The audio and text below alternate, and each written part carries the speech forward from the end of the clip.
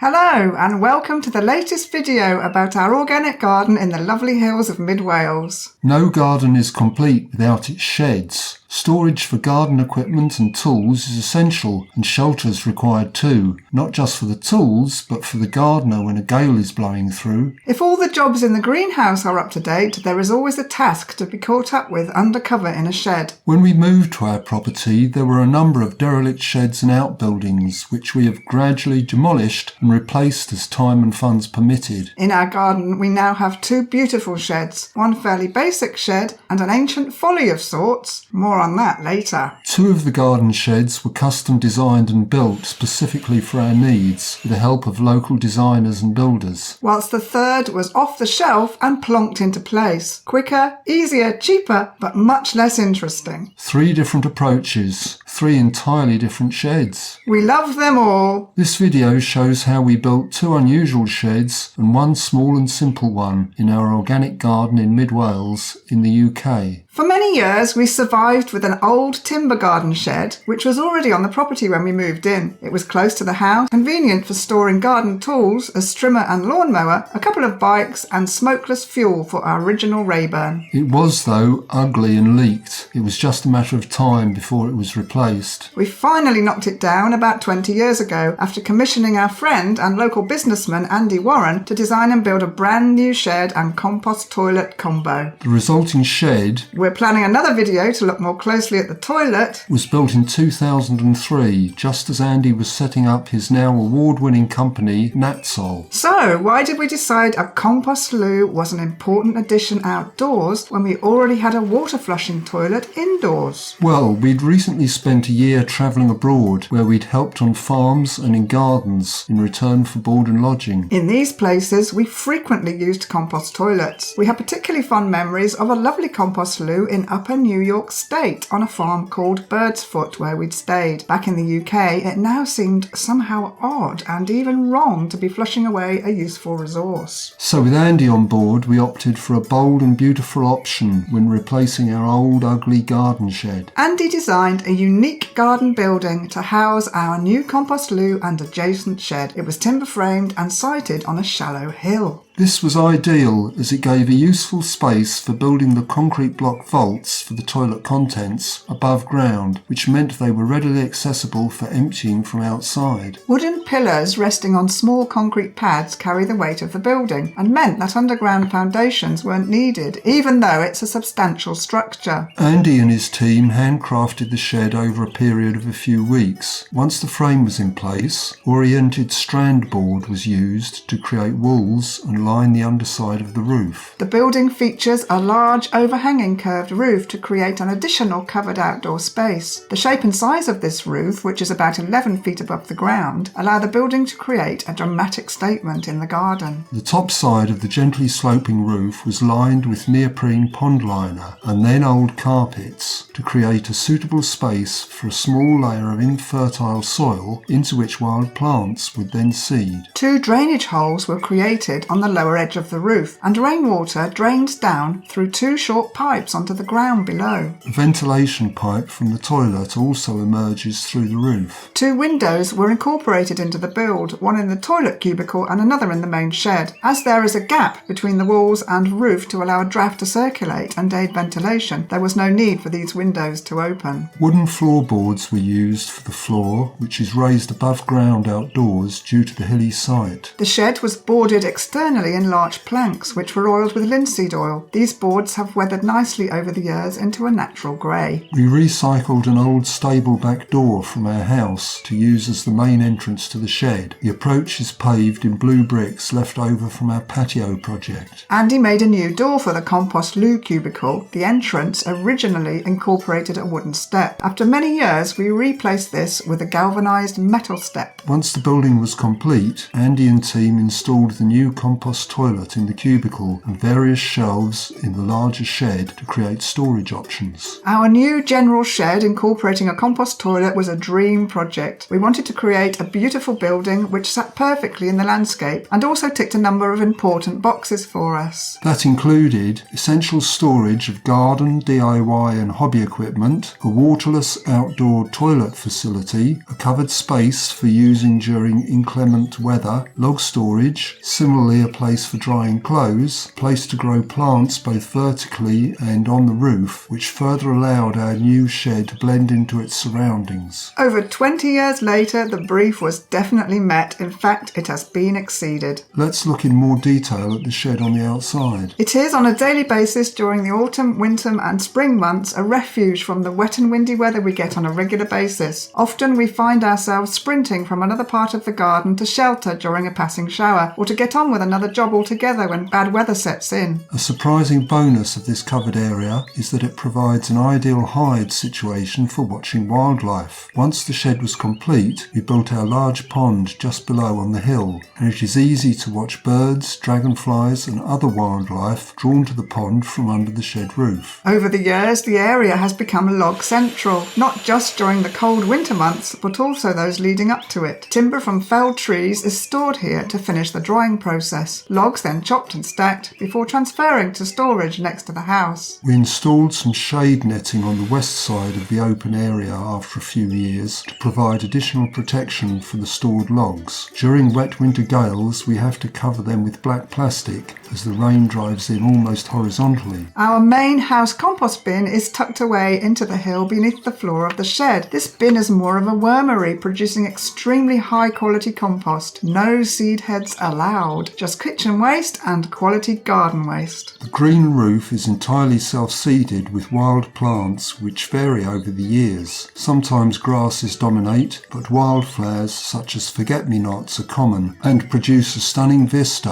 up high early in the summer. Using a ladder to access the roof, we can examine plants in more detail, and the views from the roof over the rest of our garden and the surrounding hills are stunning. Various plants have been grown up the shed walls and wooden pillars. In the early days, we ambitiously tried a couple of kiwi vines, but they didn't like our Welsh winters and withered away. Instead, we planted an ornamental crimson glory vine which has thrived over the years. The leaves, which trail over the sides of the roof providing shelter during sunny summer days, turn gorgeous shades of yellow and bronze each autumn. As a large specimen, it is an ideal sheltered nesting spot for small birds. At the front of the shed, beside the two doors, we grow 2 donated seedlings of winter flowering jasmine with its pretty and highly scented yellow flowers. There is also a now enormous Rosaray de la Haye below the toilet window. Again, it produces a gorgeous scent in early summer when in bloom. All these plants have to be pruned each year as they grow very vigorously. In summer, the shed disappears under a sea of foliage. In wet weather, the undercover washing line is also frequently in use. The toilet cubicle is entered by a small step up and features interchangeable pedestals. We won't go into detail here about the setup, instead we'll cover that in a separate video. This low maintenance compost loo from Nat Sol works perfectly for us though. We've used it for 2 decades with no problems, and it provides lots of lovely compost for our patio pots. Space is also used to store garden furniture during the winter season and other bits and pieces as required. We installed an electric power supply for the lighting, which is also useful for power tools. We were delighted to find a long-eared bat enjoying the space once too. Next to the compost loo is the main shed for our property. Here we store all kinds of equipment, tools, bird food, outdoor gear, fuel and DIY sundries. It's the heart of our outdoor storage setup, and we're in and out on a daily basis. There is a separate small garden shed luckily where we store most of our garden hand tools. Organisation is key in a space like this to stop it getting cluttered. The extensive shelves have proved invaluable, as has a recycled office filing cabinet. Larger items like the mower and bikes have their spot on the floor, whilst other items dangle from the ceiling. The shed space is accessible to some wildlife too, due to the gap between the walls and ceiling. Plus, the door is often open for long periods. A robin brought up her family here some years ago, reusing the leftovers of an old bird nest we'd saved. So, to the story of how we replaced our next ancient and decrepit outbuilding. This was much more challenging, as the building in question was an old concrete sectional garage reinforced reinforced with steel, sited partway down our steep drive. The metal doors were badly dented and hard to operate. The garage was probably erected in the 1950s, and by the time we moved in was truly an eyesore and potentially structurally unsound. The concrete had started to disintegrate and the metal was rusting. The roof was leaking. We covered it with agricultural plastic sheeting as an interim measure and held this down with bricks. We almost felt we shook our life into our hands every time we went inside to store something. There was no way we would choose to store any vehicle or indeed anything of any value inside. The garage continued to deteriorate for another 2 decades though, as we had other more important jobs to prioritise and fund. Finally, it reached the top of our list, and with the help of our friendly builders, the unsightly garage was demolished and a beautiful brand new garden building designed and built. The first job was to remove all the undergrowth which we'd allowed to grow around and even on the garage to try and hide it. This revealed the bare concrete garage in all its glaring ugliness. Time to call in the builders to demolish and remove it. The bare space was compacted and a concrete pad laid ready for the new building. A combination of concrete blocks along the back and side walls and timber framed panels along the front and roof ready for glazing with polycarbonate sheeting. This building was really the forerunner of our new greenhouse. The objective was to create a functional shed space at the rear with an internal wall separating a larger greenhouse-style space for growing, tending and overwintering plants. The work progressed rapidly, and once some external walls had been boarded with locally grown Douglas fir planks and the roof timbers installed, we were ready to glaze the shed. The small boxed-off area inside the front corner was our new recycling centre with a separate door from the outside. We were very pleased with our beautiful new building and called it a shedervatory, a combined shed and conservatory. Outside we built a dry stone wall to hold back the soil at the base of the front of the new building. Next to that, new steps were added for access for maintenance purposes and also to reach a new water butt. This collects water from the roof and gravity feeds to a tap for watering the shedervatory plants. Container plants feature at the shedervatory door each summer and are much admired. They can be moved back indoors once the weather starts to cool in the autumn. The building is next to an area of regenerating native trees as well as some garden plants such as lilac, verbena bonariensis, ornamental grasses and geraniums, to mention but a few. Before saying goodbye to our builders, we had a raised brick bed built along the back wall inside for growing produce. Functionally and aesthetically, this small garden building has never failed to amaze us. In the summer we can grow crops ranging from tomatoes and cucumbers to strawberries. In the winter it is the perfect spot for storing tender plants such as pots of dahlias, butylon and pelargoniums. We also use it for emergency laundry drying, as an annual Scarecrow Festival workshop space, for repairing bikes and garden equipment undercover, for restoring a bird table, for germinating seedlings, for drying seeds. At the rear, in the shed section, we have a high shelf for storing cardboard for mulching, and beneath there are numerous other garden sundries and related useful stuff.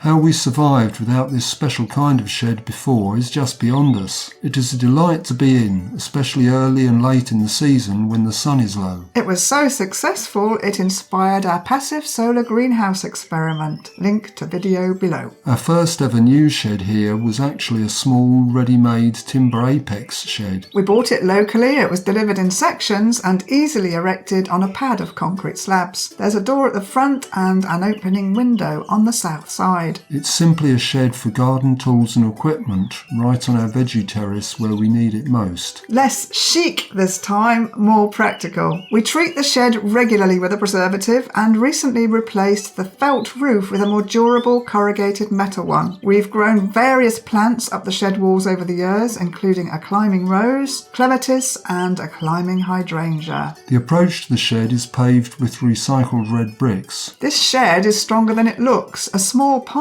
tree fell on it during a winter gale in 2011 and it survived unscathed. Later that year we had all the pine trees cut down. Inside there is a small potting bench, now completely covered with stored items and a shelving unit. This shed is all about storage, storage, storage. We've other covered spaces much better lit for actually making or repairing things. Garden tools are hung from the walls, bamboo canes between the roof joists, buckets and trugs on the floor and plastic plastic pots build up in towering piles until they annoy us so much we dispose of them. So it's the least exciting of all our sheds, but having said that, we wouldn't want to be without it. Our remaining outbuilding is this rather surprising garage on stilts. It was originally built in the 1950s to house the then owner's car. It reminds us of the Welsh poet Dylan Thomas's writing shed at the boathouse in Larne, Carmarthenshire. We had a great view of this folly when we cut down the pine trees surrounding it in 2011. Since then, it has disappeared again from view within the natural regrowth on the hillside. The structure is surprisingly strong considering how old it is. The wooden garage was built on top of 2 concrete block stilts on the far edge and sits out way above the steep hill. The entrance to the garage is sited on solid land adjacent to our lane. However, no matter how sturdily built, there is no way we would ever chance putting a motor vehicle inside. The garage is currently used as extra storage space for lighter items and is a big renovation project for another day.